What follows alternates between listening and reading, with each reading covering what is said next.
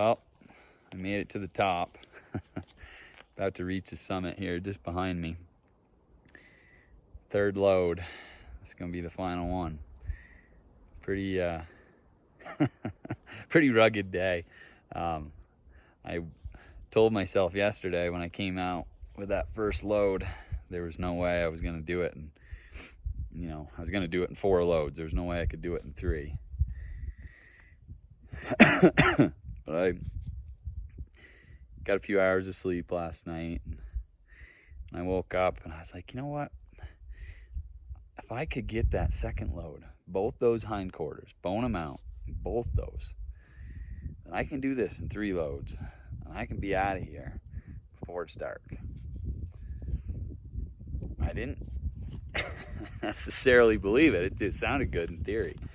But anyway, when I loaded that pack up, set it up on the log, it took everything I could just to set it up there so I could get it on. That was a shock to the system, but I made it. You just got to put one foot in front of the other. It's doing these hard things, and it doesn't have to be something like this. This is kind of to the extreme, but challenging yourself like that will reinstate this, or just affirm your own belief in yourself and your abilities to conquer whatever life throws at you.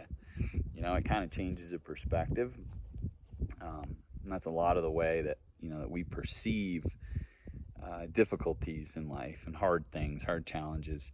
It's a perception of past experience, based on past experience, and also what we see others do, and how we perceive, how difficult that might be.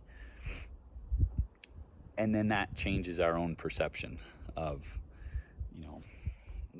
whatever the next challenge might be. So microdosing that each day, or, it doesn't have to be every day.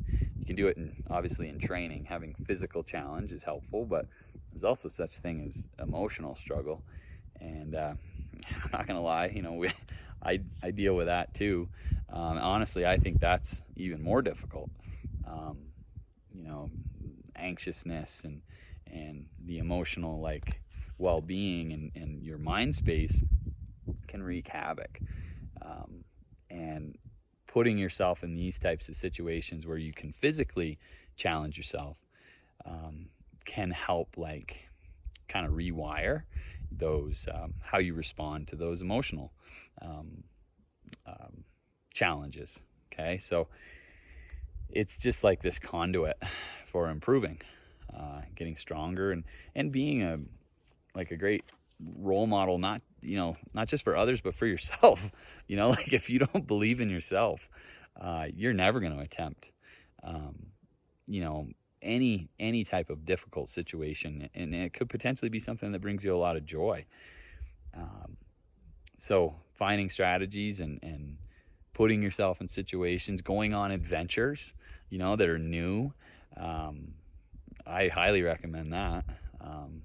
It doesn't have to be a solo elk hunt like this. This is enough for me for one year of this stuff.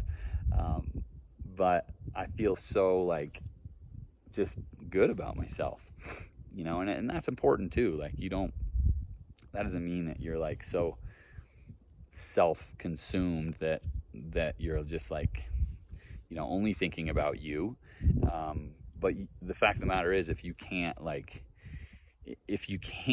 take care of yourself and make yourself the strongest version of you possible, it's gonna be pretty hard to do the same for your family or your kids. That's my favorite part of these adventures, is going home to share the videos, show my kids the pictures, and just tell them stories. Let them live it through my adventures, and I just can't wait for the day that they get to do it with me. So yeah, anyway, that's a wrap on elk trip 23, and I couldn't ask for anything more. It's pretty freaking awesome. So yeah, thanks for Thanks for listening to me ramble here, guys. Just keep fucking charging.